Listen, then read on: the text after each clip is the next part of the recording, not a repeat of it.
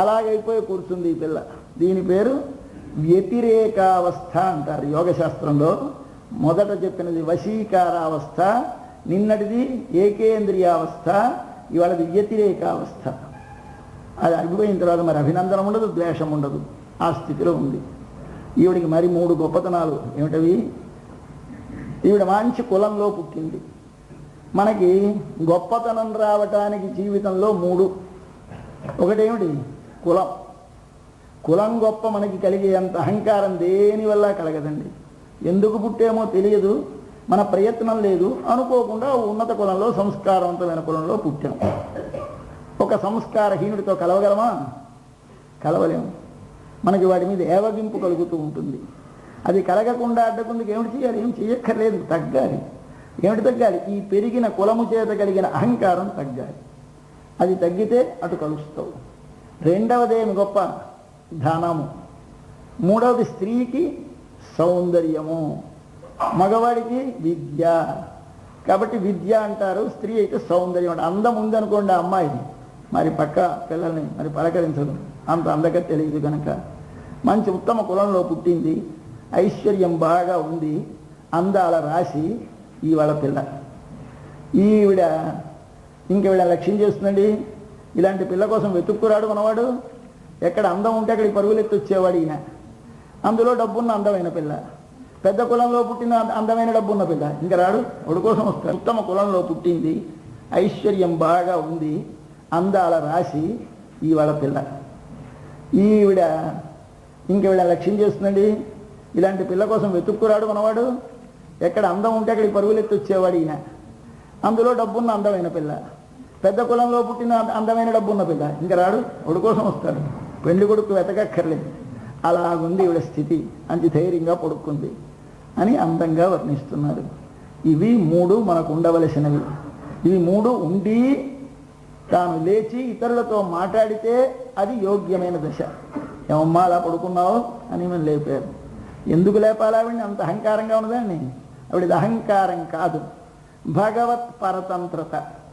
భగవంతునికి విధేయమై తన సౌందర్యాన్ని, తన కులాన్ని, తన అన్నిటినీ స్వామికి అర్పణ చేసింది.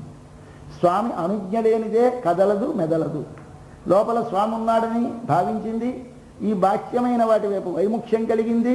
కలిగిన తర్వాత వీటి వైపు రాదు. ఆ స్థితిలో ఉన్న ఒక పిల్లని ఇవాళ మేలుకొలుపుతున్నారు. ఆవిడ అందాన్ని వర్ణిస్తారు. వాళ్ళ కులం, వారి వారి తండ్రుల యొక్క, వారి పెద్దల యొక్క మంచి వృత్తిని, గొప్పతనాన్ని వర్ణిస్తారు. మూడవది ఆవిడ ఐశ్వర్యాన్ని వర్ణిస్తారు. అటువంటి పిల్లని పిలిచి అమ్మా ఉలకవేం పలకవేం లేచిరా అంటున్నారు. ఇది ఈ పాశురం. చదువుదాం పాశురం.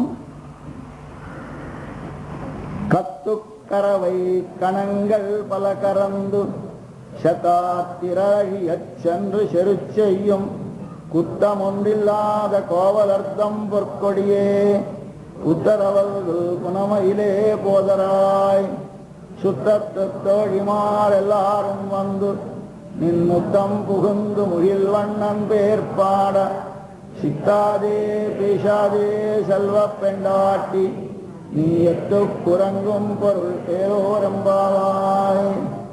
ఈ తమిళ భాషలో అక్షరాలు మనకు అలవాటుగా పలికే అక్షరాలు కావు, కొంచెం చిత్రంగా ఉంటాయి. ఇప్పుడు టా కింద బండీరా రాస్తే ఎలా పలుకుతారు? ఎట్రా అలా పలకాలి. కొన్ని అక్షరం ఉంది ఆ అక్షరం, అది మనం పలకలేక మన వాళ్ళు ఏం చేశారు, ఎందుకు ఇంత శ్రమ ట్రా ట్రా అంటూ ఉన్నామని టా అని చేశారు, తా కింద తా. కాబట్టి ఇక్కడ ఇందులోనూ అస్తమానం రెండో అక్షరం ట్రా ట్రా వస్తూ ఉంటుంది. కానీ ట్రా అనం మనం తా తా అంటూ ఉంటాం. ఇంచేత మన తెలుగు ఉచ్చారణ చూస్తే ఇంగ్లీషు వాళ్ళు ఎలాగైతే ఇంగ్లీషు కానీ మన వాళ్ళు ఉచ్చరిస్తే నవ్వుతారో అలాగే అరబ్ వారు ఏమిట్రా అది అని అడుగుతారు. కానీ పాపం వాళ్ళకి మనం అర్థం చెప్పాలి, నాయన అదేంట్రా మీ అక్షరమే, కానీ మనకి మాకు పలకదు కదా, అంతే మేము ఇలా మా సౌలభ్యం కోసం మార్చుకున్నామని చెప్పాలి. అంచేత ఇక్కడ కత్తు అంటే కట్రు అంటారు వాళ్ళు. కట్రు అంటే కండ్రు అంటే దూడ. ఆ కండ్రు అంటే దూడ. కరవై అంటే పాలిచ్చే ఆవు. కరందు అంటే పితగడం. కరవై అంటే పితకబడే ఆవు అంటే పాలిచ్చే ఆవు. అలాంటి ఆవుకి దూడలు ఉన్నాయి. కత్తు కరవై, దూడలతో లేగ దూడలు కలిగినటువంటి ఆవులు, వాటిని కరందు కత్తు కరవై. ఒక ఆవునే కణంగల్. గణం అంటే మంద, ఒక్క మందనా? మందలను కత్తు కరవై కణంగల్. ఎన్ని మందలు? పల. ఎంత దూరం పెట్టేసిందో చూడండి. ఆ దూడలు కలిగిన పాలిచ్చే ఆవులు ఎన్నండి? పెద్ద మందండి. మందేనా అండి? మందలండి. మందలేనా అండి? అనేకమైన మందలండి. కాబట్టి కత్తు కరవై కణంగల్ పల.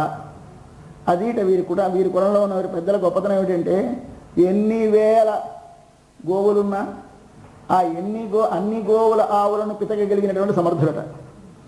ఇదేమిటిది? ఒక ఆయన 4 వేదాలు నేర్చుకుంటే చతుర్వేది అంటారు, పెద్దవాడు గొప్పవాడు. అలాగే ఒక ఆయన యజ్ఞాల్లో 4 కృత్యాలు ఉంటాయి. వాళ్ళు ఒక ఆయనేమో అధ్వర్యం అంటారు, ఒక ఆయన హోత అంటారు, ఒక ఆయన బ్రహ్మ అంటారు, ఒక ఆయన ఉద్గాత అంటారు. 4 ఉండాలి. ఈ 4 చేసే పని ఒకటే చేయగలడు. వాహ్, ఏం గొప్పవారండి వారు, ఉద్గాత్రం చేస్తారండి, హౌత్రం చేస్తారండి అంటూ ఉంటారు, ప్రశంసిస్తారు. అంటే ఋగ్వేదం, యజుర్వేదం, సామవేదం 3 వేదాలు చదువుకొని 3 వేదాలలో చేయవలసిన పనులు కానీ యజ్ఞంలో చేయగలిగితే వారికెంత గొప్ప. గొల్లడై పుట్టి అంటే గోపాలుడై పుట్టి గోపాలుడైనటువంటి ఇతనికి గోవుల యొక్క మందలకు పాలు తీయడంలో నైపుణ్యం ఉంటే ఈయనేమనాలి? కత్ కరవై కణంగల్ పల కరందు పితిగి. ఇది మొదటి గొప్పతనం వీరి పెద్దవారి. రెండవది షత్తార్ తీరల్. షత్తార్ అంటే చచ్చిపోయిన వాళ్ళని అర్థం, కానీ ఇక్కడ షట్రార్ అంటే శత్రువులు. అంటే శత్రువుని పలకాలి, కానీ మనం పలకలేదు, కానీ అర్థం మారకూడదు. మన మనస్సులో పలకడం ఎలా పలికినా అర్థం తెలియాలి. షత్తార్ తిరలహియచ్చంద్రు శరుచెయ్యం. శత్రువులు వస్తే వాళ్ళ మీదకి వచ్చేదాకా ఊరుకోరటం వీరి పెద్దలైన గొలలు. తిరల్ అజియ, వాళ్ళ బలము అజియ తగ్గిపోనట్టు నశించున్నట్లు చంద్రు వాళ్ళ మీదకి ఎదురుగా వెళ్ళి యుద్ధం శరుచెయ్యం, యుద్ధము చేసేటువంటి కులమట వీరి వంశం. షత్తార్ తిరలహియచ్చంద్రు శరుచెయ్యం 2 గొప్పతనాలైనవి. ఇంకా మూడవది, ఎవరా శత్రువులు? గోపాలుడికి శత్రువులు ఎవరండి? గోవులకు శత్రువులైన తోడేళ్లు గోపాలులకు శత్రువులు. కాబట్టి తమ గోవులను దూడలని లాక్కుపోవడానికి వచ్చిన తోడేళ్ల మీదకి బల్యం పట్టుకుని ఉరికి అంత దూరంగా ఉండగానే, ఇంకా అంత దగ్గరికి రాకుండానే చంద్రు శరుచెయ్యం వెళ్ళి వాటితోటి పోరాడి చంపేటువంటి మహాపురుషులు వీరు. మొదటిది సామర్థ్యం పాలు పిండుట, రెండవ సామర్థ్యం తోడేళ్లపై పడి యుద్ధము చేసి చంపుట, మూడవది కుత్తమొండిల్లాద. ఏం పనండి, ఏం గొప్ప పని. శాకుంతలం ఒక నాటకం ఉంది. ఆ నాటకంలో కాళిదాసు గారు రాశారు. ఒక చేపల వాడు ఒక చేపని పట్టుకొచ్చాడు. వాడికి ఒక సరస్సులో దొరికింది. దాన్ని తీసుకొస్తే ఆ చేప కోస్తే లోపల ఒక ఉంగరం దొరికింది. వాడే పోలీసులకి దొరికిపోయినాడు. పోలీసులు లాక్కొచ్చారు. లాక్కొచ్చి ఏమిట్రా నీ వృత్తి అని అడిగారు. అడిగితే నా వృత్తి బాబు చేపలు పట్టుకోవడం ఉన్నారు. అబ్బా, ఏమి పవిత్రమైన వృత్తిరా అని నవ్వారు. నవ్వితే ఆయన అంటాడు, అయ్యా ఎవడి వృత్తి వాడికి గొప్పదండి. వేదం చదువుకొని యజ్ఞం చేయడం ఎంతో, వలవేసి చేపలు పెట్టి దానివల్ల జీవించడం నాకు వృత్తిగా కల్పించాడు కనుక అది కూడా నాకు పవిత్రమైనదే, ఎప్పుడు తన ధర్మమని చేస్తే. కాబట్టి నా ధర్మమని నేను చేస్తున్నాను కనుక వైదికులకు శ్రోత్రియులకు వేదాధ్యయనము యజ్ఞము చేయడం ఎంత పవిత్రమో నాకు అంతే పవిత్రమండి అన్నాడు వాడు ఎంతో ధైర్యంగా పోలీస్ ఆఫీసర్తో. అలాగా ఇక్కడ ఏమిటిది? ఇవి 2, పాలు పిండుట, తోడేళ్లను చంపుట. బా, ఏమి గొప్ప పనులు. నవ్వండి మనం. పాలు పిండేవాడంటే మనకి ఎంత అనాదరణం. వాడు లేకపోతే పాలు పిండుకోలేం, కానీ వస్తే అని వాడిని అనాదరంగా పిలుస్తాం. అంటే పాలు పిండేవాడు తక్కువ, పెద్ద క్యాషియర్ గారు, ఆఫీసర్ గారు, ఎండీ గారు అయితే గొప్ప. అంతేనా? 2 ఒకటే. వీడి ధర్మం వీడిది, వాడి ధర్మం వాడిది. కాబట్టి ధర్మతయ 2 స్వరూపం ఒకటే. ధర్మములలో భేదం ఉండవచ్చు. అందుచేత దీనిలో కుత్తం అంటే దోషము. వీరు చేసే పనుల్లో దోషం ఏమీ లేదు. కుత్తం ఒన్రిల్లాదు, ఏ విధమైన దోషము లేనటువంటి గోపాలురు వీరి పూర్వులు. ఆ గోపాలుల వంశంలో పుట్టినటువంటి పొర్కొడి. పొన్నంటే బంగారం, కొడి అంటే తీగ, బంగారు తీగ అని పిలుస్తున్నారు ఈ పిల్లని. బంగారు తీగలా ఉందిట అందం, బంగారు తీగలా ఉందిట ఆమె ఆ అందమైన సన్నమైన రూపం, బంగారు తీగలా ఉందిట ఆమె పరువం అంటే వయస్సు. వయస్సు కాస్త వచ్చేసరికి పిల్లకి తల్లిదండ్రులు ఏం ఆలోచిస్తారు?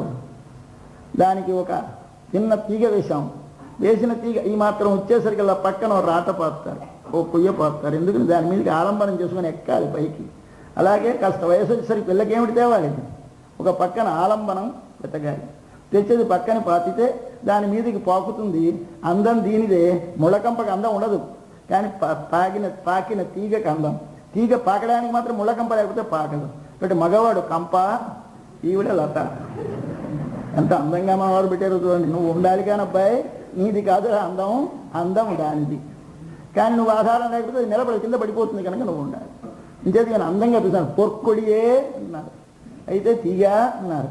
అంటే తీగ వలె ఒకరిని ఆశ్రయించి కానీ ఉండండి, తీగ వలె ఒకరిని ఆశ్రయించి ప్రకాశించేది అటువంటి తల్లివిడ. బంగారు తీగడ. ఆ సౌందర్యంలో, ఆ ప్రకాశంలో, ఆ దార్ఢ్యంలో ఆవిడ బంగారు తీగ. అందుచేత కుత్తమున్నిల్లాద కోవలర్థం పొర్కొడియే పిలిచారు. అంటే ఏమిటి? దీనివల్ల వంశ ఉన్నతి, వంశ గౌరవం చెప్పారు. ఇంకా రెండవది తరువాత పుత్తరవల్హు పునమయిలే పోదరాయ్. పుత్తరవల్హులు, ఇది ఎక్కడా సంస్కృత భాషలో లేదు ఈ ఉపమానం. ఒక్క మన ద్రావిడ ప్రబంధాలలో ఆండాళ్ళ తల్లి వేసింది. మనం సాధారణంగా చూడం. ఆ తల్లి ఎంత నేచర్ అబ్జర్వేషనో తల్లిది. పుట్ట, పుత్త అంటే పుట్ట, అరవంటే పాము, అల్హులంటే స్త్రీ యొక్క నితంబం. అంటే వెనక నుంచి ఉండేటటువంటి భాగాన్ని మనం ఒక్కసారి స్త్రీ యొక్క భాగాన్ని భావిస్తే, ఆ వెనక నుంచి చూస్తే ఇలా పుట్టలో దూరే పాములా ఉంటుంది. వెన్నుపూస నుంచి కిందకు వచ్చేసరికి పిరుదులు ఎత్తుగా లేచి, ఎత్తైన పిరుదుల మధ్య సన్నని లోయ ఏర్పడి, ఆ లోయలోంచి కిందకి ఇలా గీతలా ఏర్పడితే అది ఎలా ఉంటే అందం. సన్నని నడుము, కిందనేమో విశాలమైన జఘన భాగమనగా పిరుదులు. పిరుదులు విశాలముగా ఉండాలి, బలముగా ఉండాలి, నడుము సన్నముగా ఉండాలి, కడుపు పల్చగా ఉండాలి, 3 ముడతలు పడాలి. ఏమిటో ఇవన్నీ అందాలు వర్ణిస్తారు. ఇప్పుడు కుదరవనుకోండి, కానీ పాతకాలపు అందాలు. అందుచేత పుత్తర వల్హు. ఆ పుత్త అరవు అంటే పాములో దూరుతున్న పాము, పుట్టలో దూరుతున్న పాము, దానిలాంటి నడుముట విడిది. పుత్తు అరవు అల్హు. అల్హులు అంటే నడుము. పుత్తరవల్హులు, ఇది నడుము అందం. ఇందాక ఇంకా ఒకటైంది నడుము. తరువాత పునమయిలే, స్త్రీని చూసేసరికి నడుము అందం ముందు ప్రధానం. తర్వాత శిరోజముల యొక్క అందం, కేశం, అవి ఎలాగున్నాయి? పునమయిలే. అడవి నెమలి అని పిలుస్తున్నారు. అడవి నెమలేమిటి అంటే, ఇంట్లో నెమలైతే కాస్త ఏమైనా ధూళి బూగరా పట్టచ్చు.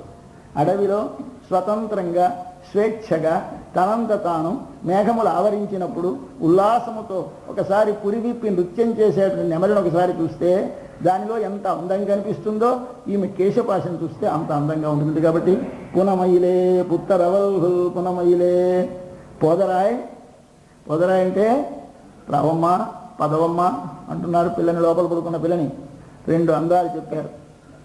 ఇంకా తర్వాత మొదట కులం గొప్ప చెప్పారు, తర్వాత అందం చెప్పారు. పొర్కొడిలో మొత్తం శరీరం యొక్క అందం చెప్పారు, తర్వాత నడుము అందం చెప్పారు, తర్వాత శిరోజముల యొక్క అందం చెప్పారు, సౌందర్యం చెప్పారు, వంశ ఉన్నతి చెప్పారు. ఇంకేమిటి కావాలి?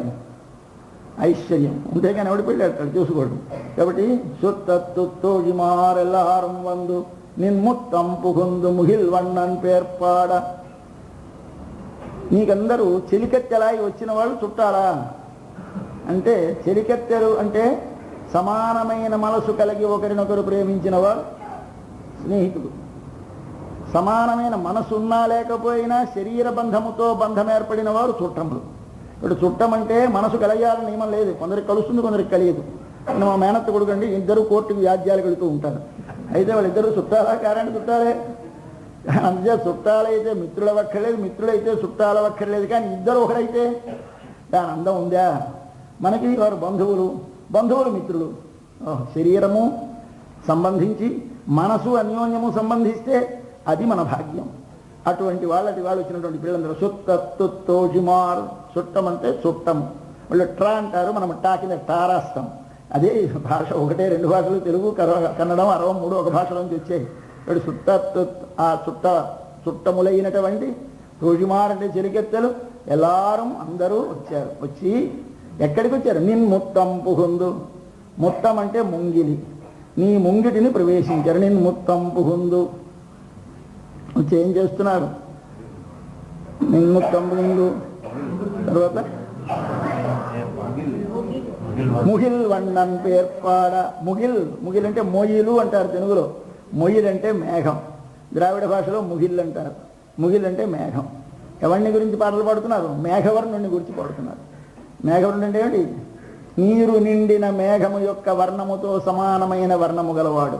నీరు నిండిన మేఘము యొక్క స్వభావముతో సమానమైన స్వభావము గలవాడు ఎవరు? మన కృష్ణ భగవానుడు. ఆయన యొక్క పేరు నామాన్ని పాడుతున్నారట.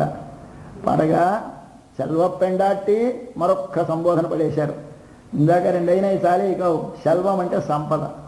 సంపన్నురాలైన ఓ అమ్మా పెండాట్టి, సెల్వ పెండాట్టి, ఏమమ్మా ముగిల్వಣ್ಣని పేర్పాడా. ఆ మేఘవర్ణుడి నామం కీర్తిస్తూ ఉంటే సిత్తాదే పేషాదే. సిత్తాదే శరీరం కాదు, టీవీ కాదు, ఇటువంటి వారిని దర్శించాలి. ఇటువంటి వారిని దర్శించాలి. ఆహ్లాద సీత నేత్రాంబు, భగవదానందముచే వెలువడిన చల్లని కన్నీరు గలవారిని, పులకీకృత గాత్రవాన్ని భగవద్గుణములను లోపల అనుభవించడం చేత ఒకసారి లోపల ప్రేమ బంధము పెరిగి ఒక్కసారి ఒడలు తెలియక బయటికి ఒకసారి గగుర్పోటు వచ్చిన వాడిని, సదా పరగుణావిష్ట, ఏదో దయ్యం పట్టినట్టు భూతం పట్టినట్టు ఆ భగవదనుభవములో ఆవేశంలో ఒక్కసారి మునిగిపోయి ఆ పరుని యొక్క భగవంతుని యొక్క గుణముల చేత ఆవేశము పొందినవాడు, మనము చూడదగినవాడు. చూడండి వాడిని. భగవంతుని దర్శనం చేయడానికి తొందరపడక్కర్లేదు. వాడు వద్దు మనకి. మరి ఎవడు కావాలి? వీరు కావాలి. అటువంటి నీకు రూపం ఉన్నది, అవకాశం ఉన్నది, మంచి వంశంలో పుట్టావు, నీకు ఎంతో సంస్కారం ఉంది, మంచి సౌందర్యం ఉంది, మంచి ఐశ్వర్యం ఉంది. మా భగవంతుడు రాడానికి దగ్గరికి పిలిస్తే వస్తాడు. కాబట్టి అటువంటి వాళ్ళని మాకు దర్శనం చేయించడానికి ఉన్న నీవు తల్లి కదలక మెదలక పడుకుంటావా? అంతే నీ ఎత్తొక్కు రంగం పొరుడు. ఈ నిద్రకి అర్థం ఏమిటి అని అడుగుతున్నాడు. నిద్రపోవలసిందేనా? నీ వయస్సు కానీ, నీ సంపద కానీ, నీ వంశం కానీ నిద్రపోవడానికి వీలు కాదు. నిద్రపోవడం అంటే ఇంద్రియ వ్యాపారములన్నీ మానేసి కూర్చునుట. ఆయన చాలా జ్ఞానండి, ఆయన ఎవరితోటి మాట్లాడరు. ఆయన చాలా పండితులండి, ఎవరిని పలకరించరు. వాడి పాండిత్యం మనకొద్దు, వాడి జ్ఞానం మనకొద్దు. ఎందుకండి వాడి జ్ఞానం? ఎవరిని పలకరించట, ఎవరితోటి మాట్లాడట. ఆయన ఎప్పుడు అనుభవంలో ఉంటారండి. ఉండమనండి. ఆయన అనుభవం ఉంటే మనకేమిటి నష్టం? ఆయన మనకేమిటి లాభం? అలాంటి వాడి దగ్గరికి ఎవడు వెళ్ళక్కర్లేదు. మరెవడు తన అనుభవించిన దానిని ఆగలేక బయటికి పాడేవాడు, తన అనుభవాన్ని లోపల ఆపువలే ఒకసారి శరీరం మీద అందరికీ దర్శనమిచ్చేలా అనుభవించేటువంటి వాడు, ఒకసారి ఆహాహా ఎగిరి గంతులేసి పాట పాడేవాడు, వాడిని సేవించండి. వాళ్ళు కావాలి మనకి. అంతేనే కానీ వాడి అనుభవం వాడు అనుభవిస్తూ వాడి గదిలో ఓడి కూర్చొని జపం చేసుకుంటూ తపస్సు చేసుకుంటూ ధ్యానం చేసుకుంటూ ఆయన ఎప్పుడు బయటికి రారండి. లోపల ధ్యానమేనండి. పెద్ద గొప్పలా చెబుతారు. చాలా హీనమైన పని అన్నాడు మన ప్రహ్లాదుడు. ఎవడైతే తన కోసమని తాను సంతతము భగవంతుడు మోక్షం అని గదిలో కూర్చున్నాడో వాడంత స్వార్థపరుడు లేడు. మనం అందరము డబ్బు పట్టుకొని మనం భోగాలు అనుభవిస్తే తప్ప, వాడికి ఉన్న జ్ఞానం భక్తి పట్టుకోడు భగవంతుడు అనిపిస్తే తప్పు కాదండి. నీ డబ్బు నువ్వు అనుభవిస్తున్నాయే, నీకే వాడిని ఎందుకు దూషించాలి? వీడిని ఎందుకు దూషించారు? వీడేమిటి చేశాడు? నీ జ్ఞానాన్ని భక్తిని ఎందుకు ఉపయోగించావుడా? నా ఆత్మోజ్జీవనానికి, అయినా వాడి ఉదరపోషణానికి. ఏం తప్ప వాడి కడుపు వాడిది, నీ ఆత్మని ఇది. కాబట్టి వాడిని దూషించడం ఎందుకు? ఎప్పుడు నువ్వేమి నేర్చుకోవాలి? ఏది నీకుండని దానిని పరార్థమై వినియోగిస్తేనే నీ జీవనము సార్థకము, నీవు మానవుడివి. నిజేదమ్మా నీ నిద్రకి అర్థం ఏమిటమ్మా అని అడుగుతున్నారు ఇవాళ మన పిల్లలు. దీనిలో ఒక్కసారి మళ్ళీ మీదకెళ్ళి ఏమిటున్నారు లోపలి భావనతో మాట తెలుసుకుందాం. మొట్టమొదటి వంశాన్ని కీర్తిస్తున్నారు. మనకి మొట్టమొదట కావలసినది వంశం. మన వంశములు 2 వంశములు. ఒకటి జన్మ వంశం, 2 విద్యా వంశం. జన్మ వంశం అంటే మనం పుట్టినది ఏ తల్లిదండ్రులకు పుట్టామో ఆ తల్లిదండ్రుల జీన్స్ను ఏవో అంటూ ఉంటారే అవి మనలోకి వస్తాయి. అంతేత తల్లిదండ్రులు కానీ యోగ్యమైనటువంటి సంస్కారవంతులైతే మనకు కూడా అలాంటి ఉత్తమ సంస్కారాలు వస్తాయి. వాళ్ళు కానీ ఉత్తమ సంస్కారం లేని వాళ్ళైతే అవి మనకు తెలియకుండా మనలోంచి ప్రసరిస్తాయి. డాక్టర్లు డబ్బులు మీ వారికి ఎవరికైనా ఉన్నదండి అని అడుగుతూ ఉంటారు. మనం వెళితేను ఎందుకు వాళ్ళకి మన పూర్వీకులు ఎందుకండి అడుగుతారు. ఏమంటే మీ వాళ్ళకి అడిగినా ఈ జబ్బు ఉందా? ఏమిటోనండి అనాలి. చెప్పలేము, సిగ్గు. ఉన్నదంటే బాగుండదు, లేదంటే ఉంది, ఆ చిక్కులో ఉంటామే.